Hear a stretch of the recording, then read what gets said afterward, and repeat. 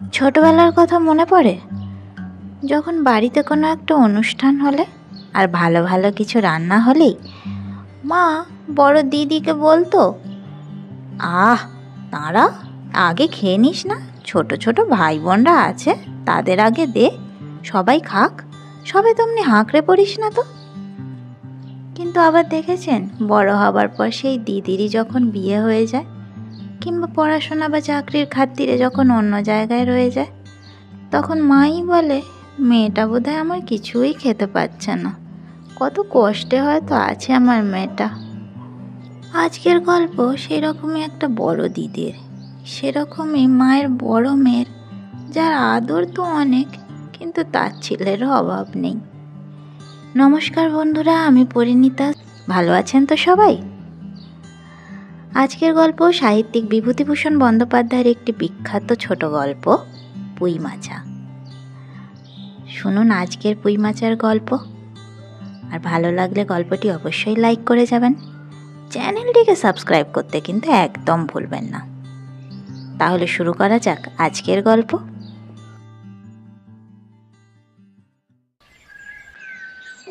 সহায় হরি চাটুর্যে উঠোনে পা দিয়া স্ত্রীকে বলিলেন, একটা বড় বাটি কি ঘটি যা হয় কিছু দাও তো, কালক্ষুড়ো গাছ কেটেছে, একটু ভালো রস আনি। স্ত্রী অন্নপূর্ণা ঘরের রান্নাঘরের দাওয়ায় বসিয়া শীতকালের সকালবেলা নারিকেল তেলের বোতলে ঝাঁটার কাঠি পুড়িয়া 2 আঙুলের সাহায্যে ঝাঁটার কাঠি লগ্ন জমানো তৈলটুকু সংগ্রহ করিয়া চুলে মাখাইতেছিলেন। স্বামীকে দেখিয়া তাড়াতাড়ি গায়ের কাপড় একটু টানিয়া দিলেন মাত্র, কিন্তু বাটি কি ঘটি বাহির করিয়া দিবার জন্য বিন্দুমাত্র আগ্রহ তো দেখালেনই না, এমনকি বিশেষ কোনো কথাও বলিলেন না। সহায় হরি অগ্রবর্তী হইয়া বলিলেন, কি হয়েছে, বসে রইলে যে, দাও না একটা ঘটি। আহ, খেন্তি টেন্তি সব কোথায় গেল এরা, তুমি তেল মেখে বুঝি ছোঁবে না? অন্নপূর্ণা তেলের বোতলটি সরাইয়া স্বামীর দিকে খানিকক্ষণ চাহিয়া রইলেন, পরে অত্যন্ত শান্ত সুরে জিজ্ঞাসা করিলেন, তুমি মনে মনে কি ঠাউরেছ বলতে পারো? স্ত্রীর অতিরিক্ত রকমের শান্ত সুরে অসহায় হরির মনে ভীতির সঞ্চার হইল। ইহা যে ঝড়ের অব্যবহিত পূর্বের আকাশে স্থির ভাব মাত্র, তাহা বুঝিয়া তিনি মরিয়া হইয়া ঝড়ের প্রতীক্ষায় রহিলেন। একটু আমতা আমতা করিয়া বলিলেন, কেন, কি আবার কি? অন্নপূর্ণা পূর্বাপেক্ষা শান্ত স্বরে বলিলেন, দেখো, রঙ্গ করো না বলছি, ন্যাকামি করতে হয় অন্য সময় করো। তুমি কিছু জানো না নাকি খোঁজ রাখো না? অত বড় মেয়ে যার ঘরে, সে মাছ ধরে আর রস খেয়ে দিন কাটায় কি করে তা বলতে পারো? গায়ে কি গুজব রটেছে জানো? সহায় হরি আশ্চর্য হইয়া জিজ্ঞাসা করিলেন, কেন, কি গুজব? কি গুজব জিজ্ঞাসা করো গিয়ে চৌধুরীদের বাড়ি। কেবল বাগদি তুলে পাড়ায় ঘুরে ঘুরে জন্ম কাটালে ভদ্রলোকের গায়ে বাস করা যায় না, সমাজে থাকতে হলে সেই রকম মেনে চলতে হয়। সহায় হরি বিস্মিত হইয়া কি বলিতে যাইতেছিলেন। অন্নপূর্ণা পূর্ববৎ সুরেই পুনর্বার বলিয়া উঠিলেন, এক ঘরে করবে গো তোমাকে, এক ঘরে করবে। কাল চৌধুরীদের চণ্ডীমণ্ডপে এসবই কথা হয়েছে। আমাদের হাতে ছোঁয়া জল আর কেউ খাবে না। আশীর্বাদ হয়ে মেয়ের বিয়ে হলো না, ওনাকে উৎসর্গ করা মেয়ে। গায়ের কোনো কাজে তোমাকে আর কেউ যেতে বলবে না। যাও, ভালোই হয়েছে তোমার, এখন গিয়ে দুলে বাড়ি বাগদি বাড়ি উঠে বসে দিন কাটাও। সহায় হরি তাচ্ছিল্যের ভাব প্রকাশ করিয়া বলিলেন, এই আমি বলি না জানি কি ব্যাপার, এক ঘরে, সবাই এক ঘরে করেছেন, এবার বাকি আছেন কালীমার ঠাকুর। ও! অন্নপূর্ণা তেলে বেগুনি জ্বলিয়া উঠিলেন। কেন, তোমাকে এক ঘরে করতে বেশি কিছু লাগে নাকি? তুমি কি সমাজের মাথা না একজন মাতব্বর লোক? চাল নেই, চুলো নেই, এক ঘরের মুরদ নেই, চৌধুরীরা তোমায় এক ঘরে করবে তার এমন কি কঠিন কথা? আর সত্যিই তো, এদিকে ধাড়ি মেয়ে হয়ে উঠল। হঠাৎ স্বর নামাইয়া বলিলেন, হলো যে 15 বছরে, বাইরে কমিয়ে বলে বেড়ালে কি হবে, লোকের চোখ নেই? পুনরায় গলা উঠাইয়া বলিলেন, না বিয়ে দেবার গা না কিছু, আমি কি যাব পাত্র ঠিক করতে? সশরীরে যতক্ষণ স্ত্রীর সম্মুখে বর্তমান থাকিবেন, স্ত্রীর গলার সুর ততক্ষণ কমিবার সম্ভাবনা নাই বুঝিয়া সহায়হরি দাওয়া হইতে তাড়াতাড়ি একটি কাঁসার বাটি উঠাইয়া লইয়া খিড়কি দুয়ার লক্ষ্য করিয়া যাত্রা করিলেন। কিন্তু খিড়কি দুয়ারের একটু এদিকে কি দেখিয়া হঠাৎ থামিয়া গেলেন এবং আনন্দপূর্ণ স্বরে বলিয়া উঠিলেন, এসব কি রে খেন্তিমা, এসব কোথা থেকে আনলি? ও, এই যে 14-15 বছরের একটি মেয়ে আর দুটি ছোট ছোট মেয়ে পিছনে লইয়া বাড়ি ঢুকিল। তাহার হাতে এক বোঝা পুঁইশাক, ডাঁটাগুলি মোটা ও হলদে হলদে। তাহারা পাকা পুঁই গাছ উপড়াইয়া ফেলিয়া উঠোনের জঙ্গল তুলিয়া দিতেছিল। মেয়েটি তাহাদের উঠোনের জঞ্জাল প্রাণপণে তুলিয়া আনিয়াছে। ছোট মেয়ে দুটির মধ্যে একজনের হাত খালি, অপরটির হাতে গোটা 2-3 পুঁই পাতা জড়ানো কোনো দ্রব্য। বড় মেয়েটি খুব লম্বা, গোলগাল চেহারা, মাথার চুলগুলো রুক্ষ ও আগোছালো, বাতাসে উড়িতেছে। মুখখানা খুব বড়, চোখ দুটা ডাগর ডাগর ও শান্ত। সরু সরু কাঁচের চুড়িগুলি 2 পয়সা ডজনের একটি সেফটি পিন দিয়া একত্র করিয়া আটকানো। পিনটার বয়স খুঁজিতে যাইলে প্রাগৈতিহাসিক যুগে গিয়া পড়িতে হয়। এই বড় মেয়েটির নামই বোধহয় খেন্তি, কারণ সে তাড়াতাড়ি পিছন ফিরিয়া তাহার পশ্চাৎবর্তিনীর হাত হইতে পুঁই পাতা জড়ানো দ্রব্যটিয়া মেলিয়া ধরিয়া বলিল, চিংড়ি মাছ বাবা, গয়াখুড়ির কাছ থেকে রাস্তায় নিলাম, দিতে চায় না, বলে তোমার বাবার থেকে 8 দিনকার দরুন 2 পয়সা বাকি আছে। আমি বললাম, দাও গয়া পিসি, আমার বাবা কি তোমার 2 পয়সা নিয়ে পালিয়ে যাবে? আর এই পুঁইশাকগুলো ঘাটের ধারে রায় কাকা বললে নিয়ে যা, কেমন মোটা মোটা। অন্নপূর্ণা দাওয়া হইতে অত্যন্ত ঝাঁঝের সহিত চিৎকার করিয়া উঠিলেন, নিয়ে যা! আহা, কি অমত্তাই তোমাকে তারা দিয়েছে, পাকা পুঁই ডাঁটা কাঠ হয়ে গিয়েছে, 2 দিন পরে ফেলে দিত, নিয়ে যা! আর উনি তখন আগাছা উঠিয়ে নিয়ে এসেছেন। ভালোই হয়েছে, তাদের আর নিজেদের কষ্ট করে কাটতে হলো না। যত পাথুরে বোকা সব মরতে আসে আমার ঘাড়ে। তাহারই মেয়ে, বলে দিয়েছি না তোমার বাড়ির বাইরে কোথাও পা দিও না? লজ্জা করে না এ পাড়া সে পাড়া করে বেড়াতে? বিয়ে হলে যে যাচ্ছিলেন মা হতে, খাওয়ার নামে আর জ্ঞান থাকে না, না? কোথায় শাক, কোথায় বেগুন, আর একজন বেড়াচ্ছেন কোথায় রস, কোথায় ছাই, কোথায় পাঁশ। ফেল বলছি ওসব, ফেল! মেয়েটি শান্ত অথচ ভয় মিশ্রিত দৃষ্টিতে মায়ের দিকে চাহিয়া হাতের বাঁধন আলগা করিয়া দিল। পুঁইশাকের বোঝা মাটিতে পড়িয়া গেল। অন্নপূর্ণা বকিয়া চলিলেন, যা তো রাধি, ও আপদগুলো টেনে খিড়কির পুকুরের ধারে ফেলে দিয়া এত, যা, ফের যদি বাড়ির বার হতে দেখেছি তবে ঠ্যাং যদি খোঁড়া করি না তো। বোঝা মাটিতে পড়িয়া গিয়াছিল। ছোট মেয়েটি কলের পুতুলের মতন সেগুলি তুলিয়া লইয়া খিড়কি অভিমুখে চলিল। কিন্তু ছোট মেয়ে অত বড় বোঝা আঁকড়াইতে পারিল না। অনেকগুলি ডাঁটা এদিক ওদিক ঝুলিতে ঝুলিতে চলিল। সহায়হরির ছেলেমেয়েরা তাদের মাকে অত্যন্ত ভয় করিত। সহায়হরি আমতা আমতা করে বলিতে গেলেন, তাই এনেছে ছেলে মানুষ খাবে বলে, তুমি বাবার বরং। পুঁইশাকের বোঝা লইয়া যাইতে যাইতে ছোট মেয়েটি ফিরিয়া দাঁড়াইয়া মায়ের মুখের দিকে চাহিল। অন্নপূর্ণা তাহার দিকে চাহিয়া বলিলেন, না না, নিয়ে যা, খেতে হবে না। মেয়ে মানুষের আবার তো নোলা কিসের? এক পাড়া থেকে আরেক পাড়ায় নিয়ে আসবে 2 শাক, এক পাড়া থেকে আরেক পাড়ায় নিয়ে আসবে 2 পাকা পুঁইশাক ভিক্ষে করে। যা যা, তুই যা, দূর করে বনে দিয়ে। সহায়হরি বড়মের মুখের দিকে চাহিয়া দেখিলেন তাহার চোখ দুটা জলে ভরিয়া আসিয়াছে। তার মনে বড় কষ্ট হইল। কিন্তু মেয়ের যতই স্বাদের জিনিস হোক, পুঁইশাকের পক্ষালম্বন করিয়া দুপুরবেলা স্ত্রীকে চটাইতে তিনি আদৌ সাহসী হইলেন না। নিঃশব্দে খিড়কি দৌড় দিয়া বাহির হইয়া গেলেন। বসিয়া রাঁধিতে রাঁধিতে বড়মের মুখের কাতর দৃষ্টি স্মরণে পড়িবার সঙ্গে সঙ্গে অন্নপূর্ণার মনে পড়িল, গত অরন্ধনের পূর্বদিন বাড়িতে পুঁইশাক রান্নার সময় খেন্তি আবদার করিয়া বলিয়াছিল, মা, অর্ধেকগুলো কিন্তু একা আমার, অর্ধেক সব মিলে তোমাদের। বাড়িতে কেহ ছিল না। তিনি নিজে গিয়া উঠোনের ও খিড়কির দোরের আশেপাশে যে ডাঁটা পড়িয়াছিল সেগুলি কুড়াইয়া লইয়া আসিলেন। বাকিগুলো কুড়ানো যায় না, ডোবার ধারের ছাই গাদায় ফেলিয়া দিয়াছে। কুঁচো চিংড়ি দিয়া এইরূপে চুপি চুপিই পুঁইশাকের তরকারি রাঁধিলেন। দুপুরবেলা খেন্তি পাতে পুঁইশাকের চচ্চড়ি দেখিয়া বিস্ময় ও আনন্দপূর্ব ডাগর চোখে মায়ের দিকে ভয়ে ভয়ে চাহিল। দু একবার এদিক ওদিক ঘুরিয়া আসিতেই অন্নপূর্ণা দেখিলেন উক্ত পুঁইশাকের এক টুকরাও তাহার পাতে পড়িয়া নাই।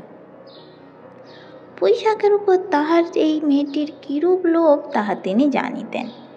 জিজ্ঞাসা করিলেন, কিরে খেন্তি, আর একটু চচ্চড়ি দিই? খেন্তি তৎক্ষণাৎ ঘাড় নাড়িয়া আনন্দজনক প্রস্তাব সমর্থন করিল। কি ভাবিয়া অন্নপূর্ণার চোখে জল আসিল। চাপিতে গিয়ে তিনি চোখ উঁচু করিয়া চালের বাতায় গোঁজায় ডালা হইতে শুকনো লঙ্কা পাড়িতে লাগিলেন। কালীমায়ের চণ্ডীমণ্ডপে সেদিন বৈকালবেলা সহায় হরির ডাক পড়িল। সংক্ষিপ্ত ভূমিকা ফাঁদিবার পর কালীময় উত্তেজিত স্বরে বলিলেন, সেসব দিন কি আর আছে ভায়া? এই ধরো কেষ্টমুকুজ্জে, স্বভাব নইলে ভালো পাত্র দেব না, স্বভাব নইলে পাত্র দেব না করে কি কাণ্ডটাই করলে। অবশেষে কিনা হরির ছেলেটাকে ধরে পড়ে মেয়ের বিয়ে দিয়ে তবে রক্ষে। তার কি স্বভাব? রাম বলো ৬-৭ পুরুষে ভঙ্গ, পচা শস্ত্রীয়। পরে সুর নরম করিয়া বলিলেন, তা সমাজে সেসব শাসনের দিন কি আর আছে? দিন দিন চলে যাচ্ছে, বেশি দূর যাই কেন? এই যে তোমার মেয়েটি ১৩ বছরের। সহায় হরি বাধা দিয়া বলিতে গেলেন, এই শ্রাবণে ১৩-এ, আহা, ১৩-এ আর ১৬-এ তফাৎ কিসের শুনি? ১৩-এ আর ১৬-এর তফাৎটা কিসের? আর সে ১৩ই হোক, চাই ১৬ই হোক, চাই ৫০ই হোক, তাতে আমাদের দরকার নেই, সে তোমার হিসেব তোমার কাছে। কিন্তু পাত্রর আশীর্বাদ হয়ে গেল, তুমি বেঁকে বসলে কি জন্যে শুনি? ও তো একরকম উৎসর্গ করা মেয়ে। আশীর্বাদ হওয়াও যা, বিয়ে হওয়াও তা, ৭ পাকের যা বাকি, এই তো। সমাজে বসে এসব কাজগুলো তুমি যে করবে আর আমরা বসে বসে দেখব, এ তুমি মনে ভেবো না। সমাজের বামুনদের যদি জাত মারার ইচ্ছা না থাকে, মেয়ের বিয়ের বন্দোবস্ত করে ফেলো। পাত্তর রাজপুত্তর না হলে কি পাত্তর মেলে না? গরিব মানুষ দিতে থুতে পারবে না বলেই সীমন্ত মজুমদারের ছেলেকে ঠিক করে দিলাম। লেখাপড়া নাই বা জানলে, জজ ম্যাজিস্ট্রেট না হলে কি মানুষ হয় না? দিব্যি বাগান বাড়ি, পুকুর, শুনলাম এবার নাকি কুঁড়ির জমিতে 4টি আমন ধানও করেছে। ব্যাস রাজার হাল। 2 ভাইয়ের অভাব কি? ইতিহাসটা হইতেছে যে মণিগায়ের উক্ত মজুমদার মহাশয়ের পুত্রটি কালীময়ই ঠিক করিয়া দেন। কেন কালীময় মাথা ব্যথা করিয়া সহায় হরির মেয়ের বিয়ের সম্বন্ধ মজুমদার মহাশয়ের ছেলের সঙ্গে ঠিক করিতে গেলেন, তাহার কারণ নির্দেশ করিতে যাওয়ায় কেহ কেহ বলেন যে কালীময়ের নাকি মজুমদার মহাশয়ের কাছে অনেক টাকা ধার, অনেক দিনের সুদ পর্যন্ত বাকি, শীঘ্র নালিশ হইবে ইত্যাদি। এইসব গুজব যে শুধু অবান্তর তাহাই নয়, ইহার কোনো ভিত্তি আছে বলিয়াও মনে হয় না। ইহা দুষ্টপক্ষের রটনা মাত্র। যাই হোক, পাত্রপক্ষ আশীর্বাদ করিয়া যাওয়ার দিন কতক পরে সহায় হরি টের পান পাত্রটি কয়েক মাস পূর্বে নিজের গ্রামে কি একটা করিবার ফলে গ্রামের এক কুম্ভকার বধূর আত্মীয় স্বজনের হাতে বেদম প্রহার খাইয়া কিছুদিন নাকি শয্যাগত ছিল। এরকম পাত্রে মেয়ে দিবার প্রস্তাব মনোপুত না হওয়ায় সহায় হরি সে সম্বন্ধ ভাঙিয়া দেন। দিন 2 পরের কথা। সকালে উঠিয়া সহায় হরি উঠানে বাতাবি লেবু গাছের ফাঁক দিয়া যেটুকু নিতান্ত কচি রাঙা রৌদ্র আসিয়াছিল, তাহারই আতপে বসিয়া আপন মনে তামাক টানিতেছেন। বড় মেয়ে খেন্তি আসিয়া চুপি চুপি বলিল, বাবা যাবে না? মা ঘাটে গেল। সহায় হরি একবার বাড়ির পাশের ঘাটের দিকে কি জানি কেন চাহিয়া দেখিলেন। পরে নিম্নস্বরে বলিলেন, যা শিগগির শাবলখানা নিয়ে আয় দেখি। কথা শেষ করিয়া তিনি উৎকণ্ঠার সহিত জোরে জোরে তামাক টানিতে লাগিলেন এবং পুনরায় একবার কি জানি কেন খিড়কির দিকে সতর্ক দৃষ্টি নিক্ষেপ করিলেন। ইতিমধ্যে প্রকাণ্ড ভারী একটা লোহার শাবল 2 হাত দিয়া আঁকড়াইয়া ধরিয়া খেন্তি আসিয়া পড়িল। তৎপরে পিতা পুত্রীতে সন্তর্পণে সম্মুখের দরজা দিয়া বাহির হইয়া গেলেন। ইহাদের ভাব দেখিয়া মনে হইতেছিল ইহারা কাহারো ঘরে সিঁড় দিবার উদ্দেশ্যে চলিয়াছে। অন্নপূর্ণা স্নান করিয়া সবে কাপড় ছাড়িয়া উনুন ধরাইবার জোগাড় করিতেছেন। মুখুজ্জে বাড়ির ছোট খুকি দুর্গা আসিয়া বলিল, খুড়িমা, মা বলে দিলে খুড়িমাকে গিয়ে বল মা ছোঁবে না, তুমি আমাদের নবান্নটা মেখে আর ইতুর ঘটগুলো বার করে দিয়ে আসবে। মুখুজ্জে বাড়ি ও পাড়ায়, যাইবার পথের বাঁধারে এক জায়গায় শ্যাওড়া, বানভাট, ব্রাংচিতা, বনচালতা গাছের ঘন বন। শীতের সকালে এক প্রকার লতা পাতার ঘন গন্ধ বন হইতে বহির হইতেছিল। একটা লেজ ঝোলা হলদে পাখি আমড়া গাছের এ ডাল হতে ও ডালে যাইতেছিল। দুর্গা আঙুল দিয়া দেখাইয়া বলিল, খুড়িমা, খুড়িমা, ওই যে কেমন পাখিটা দেখো। পাখি দেখিতে গিয়া অন্নপূর্ণা কিন্তু আর একটা জিনিস লক্ষ্য করিলেন। ঘন বনটার মধ্যে কোথায় এতক্ষণ খুব খুব করিয়া একটা আওয়াজ হইতেছিল। কে যেন কি খুঁড়িতেছে। দুর্গার কথার পরেই হঠাৎ সেটা বন্ধ হইয়া গেল। অন্নপূর্ণা সেখানে খানিকক্ষণ থমকাইয়া দাঁড়াইলেন, পরে চলিতে আরম্ভ করিলেন। তাহারা খানিক দূর যাইতে না যাইতে বনের মধ্যে পুনরায় খুব খুব শব্দ আরম্ভ হইল।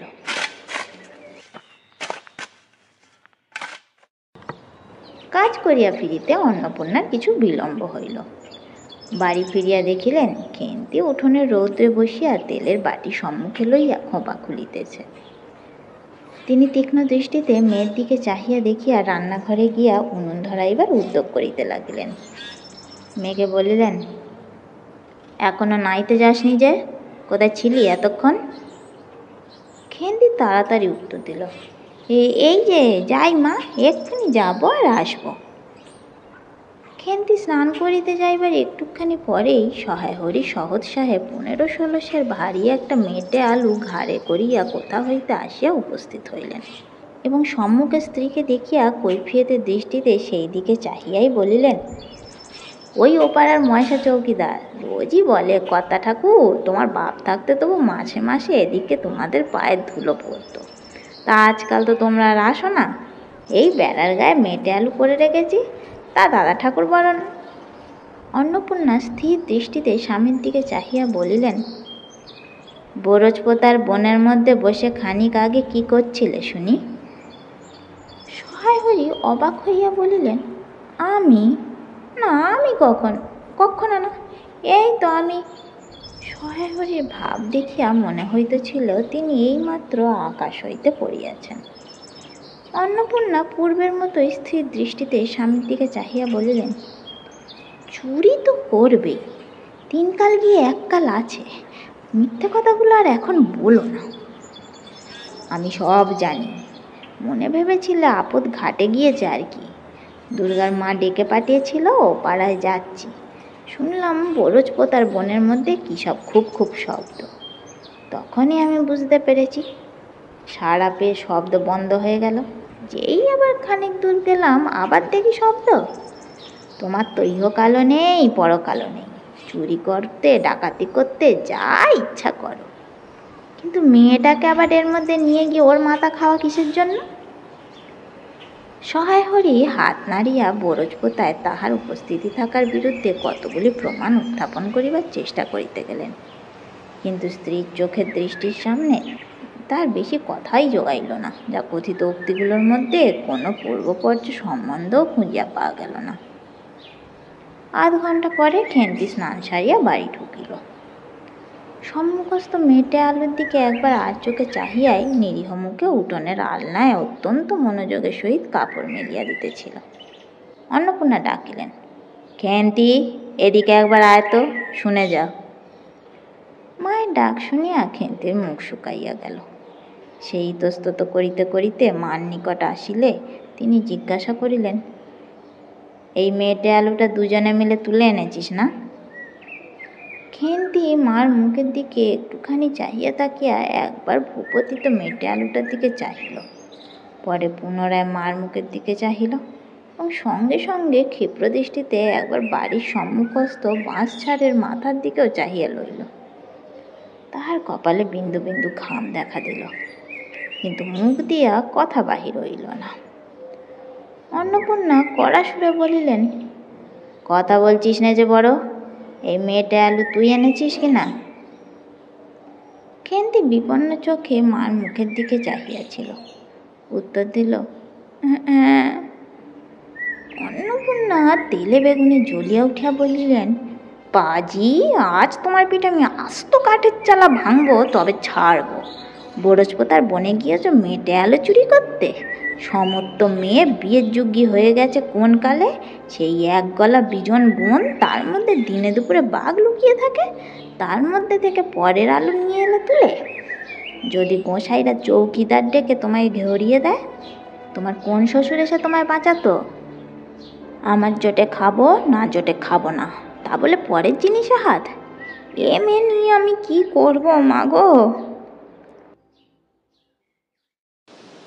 2-3 দিন পরে একদিন বৈকালে ধুলামাটি মাখা হাতে খেন্তি মাকে আসিয়া বলিল, মা মা দেখবে এসো। অন্নপূর্ণা গিয়ে দেখিলেন ভাঙা পাঁচিলের ধারে যে ছোট খোলা জমিতে কতকগুলো পাথরকুচি ও কণ্টিকারির জঙ্গল হইয়াছিল, খেন্তি ছোট বোনটিকে লইয়া সেখানে মহা উৎসাহে তরকারির আওলাদ করিবার আয়োজন করিতেছে এবং ভবিষ্য সম্ভাবী নানাবিধ কাল্পনিক ফলমূলের অগ্রদূতস্বরূপ বর্তমানে কেবল একটিমাত্র শীর্ণকায় পুঁই শাকের চারা কাপড়ের ফালির গ্রন্থিবন্ধনে বন্ধ করিয়া ফাঁসি হইয়া যাওয়া আসামির মতন ঊর্ধ্বমুখে একখণ্ড শুষ্ক কঞ্চির গায়ে ঝুলিয়া রহিয়াছে। ফলমূলাদির অবশিষ্টগুলি আপাতত তার বড় মেয়ের মস্তিষ্কের মধ্যে অবস্থিতি করিতেছিল, দিনের আলো এখনো বাহির হয় নাই। অন্নপূর্ণা হাসিয়া বলিলেন, দূর পাগলি, এখন পুঁই ডাঁটার চারা পোতে কখনো? বর্ষাকালে পুঁততে হয়, এখন যে জল না পেয়ে মরে যাবে। খেন্তি বলিল, কেন, আমি রোজ জল ঢালবো। অন্নপূর্ণা বলিলেন, দেখ, হয়তো বেঁচে যেতেও পারে, আজকাল রাতে খুব শিশির হয়। খুব শীত পড়িয়াছে। সকালে উঠিয়া সহায় হরি দেখিলেন তাহার 2 ছোট মেয়ে দোলাই গায়ে বাঁধিয়া রোদ উঠিবার প্রত্যাশায় উঠানের কাঁঠাল তলায় দাঁড়াইয়া আছে। একটা ভাঙা ঝুড়ি করিয়া খেন্তি শীতে কাঁপিতে কাঁপিতে মুখুজ্জে বাড়ি হইতে গোবর কুড়াইয়া আনিল। সহায় হরি বললেন, হ্যাঁ মা খেন্তি, তা সকালে উঠে জামাটা গায়ে দিতে তোর কি হয়? দেখ দেখি, এই শীত। আচ্ছা দিচ্ছি বাবা, কই শীত তেমন তো। হ্যাঁ দে মা, এক্ষুনি দে, অসুখ বিসুখ 5 রকম হতে পারে, বুঝলি নে। সহায় হয়ে বাইরে হইয়া গেলেন। ভাবিতে ভাবিতে গেলেন, তিনি কি অনেকদিন মেয়ের মুখে ভালো করে চাহেন নাই? খেন্তির মুখ এমন সুশ্রী হইয়া উঠিয়াছে। জামার ইতিহাস নিম্নলিখিত রূপ। বহু বৎসর অতীত হইল। হরিপুরের রাসের মেলা হইতে সহায় হরি কালো সাজ্যের এই 2.5 টাকা মূল্যের জামাটি ক্রয় করিয়া আনেন। ছিঁড়িয়া যাইবার পর তাহাতে কতবার রিপুদ ইত্যাদি করা হইয়াছিল। সম্প্রতি গত বৎসর হইতে খেন্তির স্বাস্থ্যোন্নতি হওয়ার দরুন জামাটি তাহার গায়ে আর হয় না। সংসারের এসব খোঁজ সহায় হরি কখনো রাখিতেন না। জামার বর্তমান অবস্থা সম্বন্ধে অন্নপূর্ণারও জানা ছিল না। খেন্তির নিজস্ব ভাঙা টিনের তোরঙ্গের মধ্যেই উহা থাকিত। পৌষ সংক্রান্তি সন্ধ্যাবেলা অন্নপূর্ণা একটি কাশিতে চালের গুঁড়া, ময়দা ও গুড় দিয়া চটকাইতেছিলেন। একটি ছোট বাটিতে 1 বাটি তেল। খেন্তি কুড়ুনির নিচে একটা কলার পাতা পাড়িয়া 1 মালা নারকেল কুড়িতেছে। অন্নপূর্ণা প্রথমে খেন্তির সাহায্য লইতে স্বীকৃত হন নাই, কারণ সে যেখানে সেখানে বসে বনে বাদারে ঘুরিয়া ফেরে, তাহার কাপড় চোপড় শাস্ত্রসম্মত সূচি নহে। অবশেষে খেন্তি নিতান্ত ধরিয়া পড়ায় হাত পা ধোয়াইয়া শুদ্ধ কাপড় পরাইয়া তাহাকে বর্তমান পদে নিযুক্ত করিয়াছেন। ময়দার গোলা মাখা শেষ হইলে অন্নপূর্ণা উঠোনে খোলা চাপাইতে যাইতেছেন, ছোট মেয়ে রাধা হঠাৎ ডান হাতখানা পাতিয়া বলিল, মা ওই একটু। অন্নপূর্ণা বড় গামলাটা হইতে একটুখানি গোলা তুলিয়া লইয়া হাতের আঙুল 5টি দ্বারা একটি বিশেষ মুদ্রা রচনা করিয়া সেটুকু রাধার প্রসারিত হাতের উপর দিলেন।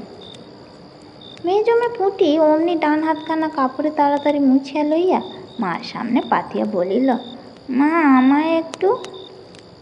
খেন্তি সূচি বস্ত্রে নারিকেল কুড়িতে কুড়িতে লুব্ধ নেত্রে মধ্যে মধ্যে এদিকে চাইতেছিল।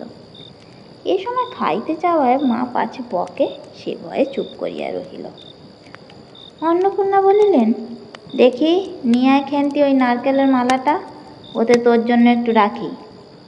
খেন্তি ক্ষিপ্র হস্তে নারিকেলের উপরের মালাখানা যাহাতে ফুটা নাই সেখানা সরাইয়া দিল। অন্নপূর্ণা তাহাতে একটু বেশি করিয়া গোলা ঢালিয়া দিলেন। মেজমে পুঁটি বলিল, জ্যাঠাইমারা অনেকখানি দুধ নিয়েছে, রাঙা দিদি ক্ষীর তৈরি করছিল, ওদের অনেক রকম হবে। খেন্তি মুখ তুলিয়া বলিল, এবেলা আবার হবে নাকি? ওরা তো ওবেলা ব্রাহ্মণ নেমন্তন্ন করেছিল, সুরেশ কাকাকে আর ও পাড়ার তিনুর বাবাকে। ওবেলা তো পায়েস, ঝোলপুলি, মুগর তক্তি এইসব হয়েছে। পুঁটি জিজ্ঞাসা করিল, হ্যাঁ মা, ক্ষীর নইলে নাকি পাটিসাপটা হয় না? খেঁদি বলছিল ক্ষীরের পুর না হলে কি আর পাটিসাপটা হয়? আমি বললাম, কেন, আমার মা তো শুধু নারকেলের ছাই দিয়েই করে, সে তো কেমন লাগে। অন্নপূর্ণা বেগুনের মোটা একটুখানি তেল লইয়া খোলায় মাখাইতে মাখাইতে প্রশ্নের সদুত্তর খুঁজিতে লাগিলেন। খেন্তি বলিল, খেঁদির ওসব কথা, খেঁদির মা তো ভারী পিঠে করে কিনা, ক্ষীরের পুর দিয়ে ঘিয়ে ভাজলেই আর পিঠে হলো। সেদিন জামাই এলো ওদের বাড়ি, দেখতে গেলুম কিনা, তাই খুড়িমা দুখানা পাটিসাপটা খেতে দিলে। ও মা, কেমন একটা ধরা ধরা গন্ধ! আমার মায়ের পিঠেতে কখনো কোনো গন্ধ পাওয়া যায়? পাটিসাপটা ক্ষীর দিলেই ছাই খেতে হয়। বেপরোয়াভাবে উপরোক্ত উক্তি শেষ করিয়া খেন্তি মার চোখের দিকে চাহিয়া জিজ্ঞাসা করিল, মা, নারকেল করে একটু নেব? অন্নপূর্ণা বলিলেন, নে, কিন্তু এখানে বসে খাস নে, মুখ থেকে পড়বে কি না হবে, যা ওদিক যা। খেন্তি নারকেলের মালায় এক থাবা কোড়া তুলিয়া লইয়া একটু দূরে গিয়ে খাইতে লাগিল। মুখ যদি মনের দর্পণ স্বরূপ হয়, তবে খেন্তির মুখ দেখিয়া সন্দেহের কোনো কারণ থাকিতে পারিত না যে সে অত্যন্ত মানসিক তৃপ্তি অনুভব করিতেছে। ঘণ্টাখানেক পরে অন্নপূর্ণা বলিলেন, ওরে, তোরা সব এক এক টুকরো পাতা পেতে বস তো দেখি, গরম গরম দিই। খেন্তি, জল দেয়া ভাত আছে ওবেলার, বার করে নিয়ে আয়। খেন্তির নিকট অন্নপূর্ণার এই প্রস্তাব যে খুব মনোভূত হইল না, তাহা তাহার মুখ দেখিয়া বোঝা গেল। পুঁটি বলিল, মা, বদ্দি পিঠেই খাক, ভালোবাসে, ভাত বরং থাকুক, আমরা কাল সকালে খাব। খান কয়েক খাইবার পরেই ছোট মেয়ে রাধা আর খাইতে চাইল না। সে নাকি অধিক মিষ্ট খাইতে পারে না। সকলের খাওয়া শেষ হইয়া গেল, খেন্তি তখনও খাইতেছে। সে মুখ বুজিয়া শান্তভাবে খায়, বড় একটা কথা কহে না।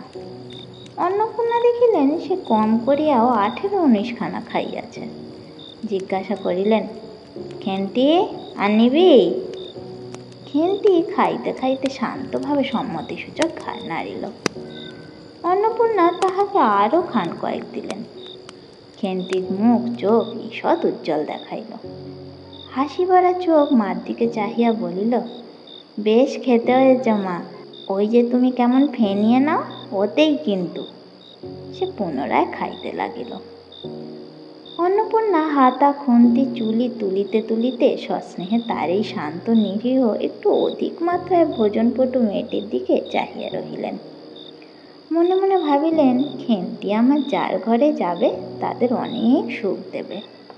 এমন ভালো মানুষ, কাজে কর্মে বকো, মারো, গাল দাও, টু শব্দটি মুখে নেই, উঁচু কথা কখনো কেউ শোনেনি। বৈশাখ মাসে প্রথমে সহায়হরির এক দুঃসম্পর্কের আত্মীয়ের ঘটকালিতে খেন্তির বিবাহ হইয়া গেল। দ্বিতীয় পক্ষে বিবাহ করিলেও পাত্রটির বয়স 40-এর বেশি নয়। তবু প্রথমে এখানে অন্নপূর্ণা আদৌ ইচ্ছুক ছিলেন না। কিন্তু পাত্রটি সঙ্গতিপূর্ণ। শহর অঞ্চলে বাড়ি, সিলেট চুন ইটের ব্যবসায় 2 পয়সা নাকি করিয়াছে। এরকম পাত্র হঠাৎ মেলাও বড় দুর্ঘট কিনা। জামাইয়ের বয়স একটু বেশি। প্রথমে অন্নপূর্ণা জামাইয়ের সম্মুখে বাহির হইতে একটু সংকোচ বোধ করিতেছিলেন। পরে পাছে খেন্তির মনে কষ্ট হয়, এই জন্য বরণের সময় তিনি খেন্তির সুপুষ্ট হস্তখানি ধরিয়া জামাইয়ের হাতে তুলিয়া দিলেন। চোখের জলে তাহার গলা বন্ধ হইয়া আসিল, কিছু বলিতে পারিলেন না। বাড়ির বাহির হইয়া আমলকিতলায় বেহারার সুবিধা করিয়া লইবার জন্য বরের পালকি একবার নামাইল। অন্নপূর্ণা চাহিয়া দেখিলেন বেড়ার ধারে নীল রঙের মেদি ফুলের গুচ্ছগুলি যেখানে নত হইয়া আছে, খেন্তির কম দামের বালুচরের রাঙা চেলির আঁচলখানা পালকির বাহির হইয়া সেখানে লুটাইতেছে। তাঁর এই অত্যন্ত আগোছালো নিতান্ত নিরীহ একটু অধিক মাত্রায় ভোজনপটু মেয়েটিকে পরের ঘরে অপরিচিত মহলে পাঠাইতে তার বুক উদ্বেল হইয়া উঠিতেছিল। খেন্তিকে কি অপরে ঠিক বুঝবে? যাইবার সময় খেন্তি চোখের জলে ভাসিতে ভাসিতে সান্ত্বনার সুরে বলিয়াছিল, মা, আষাঢ় মাসেই আমাকে এনো, বাবাকে পাঠিয়ে দিও, 2 মাস তো। ও পাড়ার ঠান দিদি বললেন, তোর বাবা তোর বাড়ি যাবে কেন রে? আগে নাতি হোক তবে তো। খেন্তির মুখ লজ্জায় রাঙা হইয়া উঠিল। জল ভরা ডাগর চোখের উপর একটুখানি লাজুক হাসির আভা মাখাইয়া সে একগুঁয়েমি সুরে বলিল, না, যাবে না বই কি, দেখো তো কেমন না যান। ফাল্গুন চৈত্র মাসের বৈকালবেলা উঠোনের মাচায় রৌদ্রে দেওয়া আমসত্ত্ব তুলিতে তুলিতে অন্নপূর্ণার মন হু হু করিত। তার অনাচারী লোভী মেয়েটি আজ বাড়িতে নাই যে। কোথা হইতে বেড়াইয়া আসিয়া লজ্জাহীনার মতন হাতখানি পাতিয়া মিনতির সুরে অমনি বলিবে, মা, বলবো একটা কথা, ওই কোনাটা ছিঁড়ে একটুখানি। 1 বছরের উপর হইয়া গিয়াছে। পুনরায় আষাঢ় মাস। বর্ষা বেশ নামিয়াছে। ঘরের দাওয়ায় বসিয়া সহায় হরি প্রতিবেশী বিষ্ণু সরকারের সহিত কথা বলিতেছিলেন। সহায় হরি তামাক সাজিতে সাজিতে বলিলেন, ও তুমি ধরে রাখো, ওরকম হবেই দাদা। আমাদের অবস্থার লোকের উপচে ভালো কি আর জুটবে? বিষ্ণু সরকার তালপাতা চাটাইয়ের উপর উবু হইয়া বসিয়াছিলেন। দূর হইতে দেখিলে মনে হইবার কথা তিনি রুটি করিবার জন্য ময়দা চটকাইতেছেন। গলা পরিষ্কার করিয়া বলিলেন, না, সব তো আর, তাছাড়া আমি যা দেব নগদই দেব। তোমার মেয়েটির হয়েছিল কি? সহায় হরি হুঁকায় 5-6টি টান দিয়া কাশিতে কাশিতে বলিলেন, বসন্ত হয়েছিল শুনলাম। ব্যাপার কি দাঁড়ালো বুঝলে? মেয়ে তো কিছুতে পাঠাতে চায় না। 250 আন্দাজ টাকা বাকি ছিল, বললে ও টাকা আগে দাও, তবে মেয়ে নিয়ে যাও। একেবারে চামার। তারপর বললাম, টাকাটা ভায়া ক্রমে ক্রমে দিচ্ছি, পুজোর তত্ত্ব কম করেও 30 টাকার কমে তো হবে না। মেয়ের নানা নিন্দে ওঠালে, ছোট লোকের মেয়ের মতো চাল, হাবাতে ঘরের মেয়ের মতো খাই খাই, আরও কত কি। পৌষ মাসে দেখতে গেলাম, মেয়েটাকে ফেলে থাকতে পারলাম না বুঝলে। সহায় হরি কথা বন্ধ করিয়া জোরে জোরে মিনিট কতক ধরিয়া মুগায় টান দিতে লাগিলেন। কিছুক্ষণ দুজনের কোনো কথা শোনা গেল না। অল্পক্ষণ করে বিষ্ণু সরকার বলিলেন, তারপর? আমার স্ত্রী অত্যন্ত কান্নাকাটি করাতে পৌষ মাসে দেখতে গেলাম। মেয়েটার যে অবস্থা করেছে, শাশুড়িটা শুনিয়ে শুনিয়ে বলতে লাগলো, না জেনে শুনে ছোট লোকের সঙ্গে কুটুম্বিতে করলেই এরকম হয়, যেমনি মেয়ে তেমনি বাপ। পৌষ মাসের দিন মেয়ে দেখতে এলেন শুধু হাতে। পরে বিষ্ণু সরকারের দিকে চাহিয়া বলিলেন, বলে আমরা ছোট লোক কি বড় লোক, তোমার তো সরকার খুঁড়ো জানতে বাকি নেই। বলি পরমেশ্বর চাটুর্যের নামে নীলকুঠির আমলে এই অঞ্চলে বাঘে গরুতে 1 ঘাটে জল খেয়েছে, আজই না হয় আমি প্রাচীন আভিজাত্যের গৌরবে সহায় হরি শুষ্ক স্বরে হাহা করিয়া খানিকটা শুষ্ক হাস্য করিলেন। বিষ্ণু সরকার সমর্থনসূচক একটা অস্পষ্ট শব্দ করিয়া বার কত ঘাড় নাড়িলেন। তারপর ফাল্গুন মাসেই তার বসন্ত হলো। এমন জামা আর বসন্ত গায়ে বেরুতেই টালায় আমার এক দুঃসম্পর্কের বোন আছে, একবার কালীঘাটে পুজো দিতে এসে তার খোঁজ পেয়েছিল, তারই ওখানে ফেলে রেখে গেল। আমায় না একটা সংবাদ না কিছু, তারা আমায় সংবাদ দেয়, তা আমি গিয়ে দেখতে পাওনি? না, এমনি জামা আর গয়নাগুলো অসুখ অবস্থাতেই গা থেকে খুলে নিয়ে তবে টালায় পাঠিয়ে দিয়েছে। যাক, তা চলো যাওয়া যাক, বেলা হলো। চার কি ঠিক করলে? পিঁপড়ের টোপে মুড়ির চার তো সুবিধা হবে না।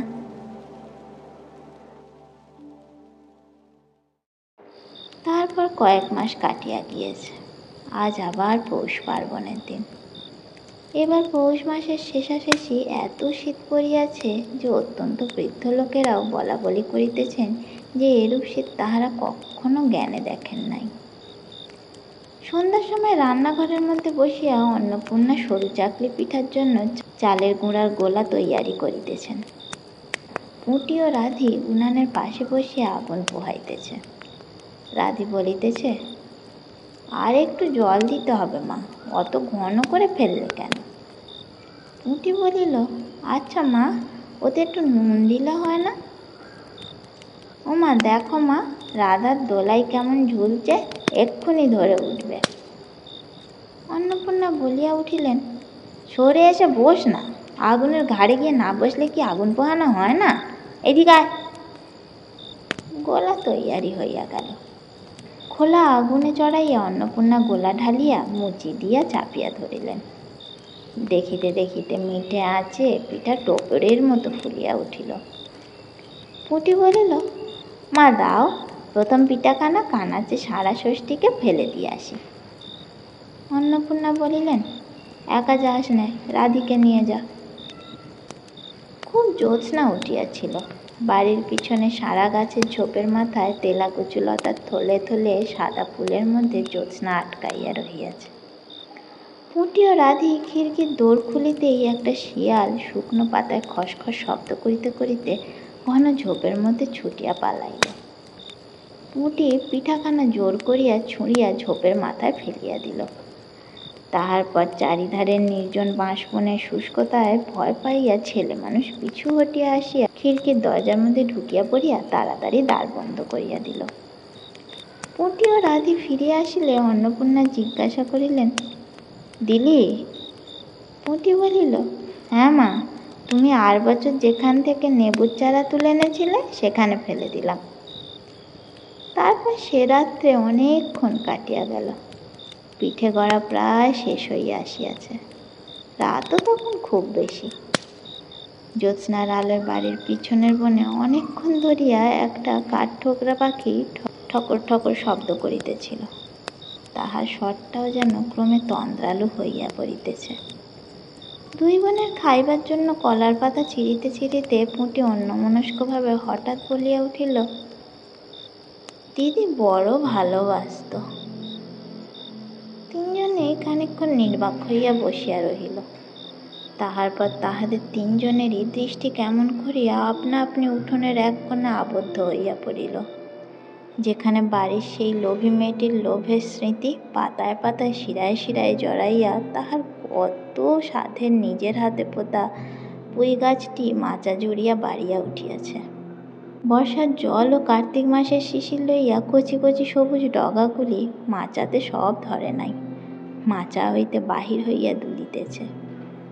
পুরুষ্টু, নধর, প্রবর্ধমান জীবনের লাবণ্যে ভরপুর।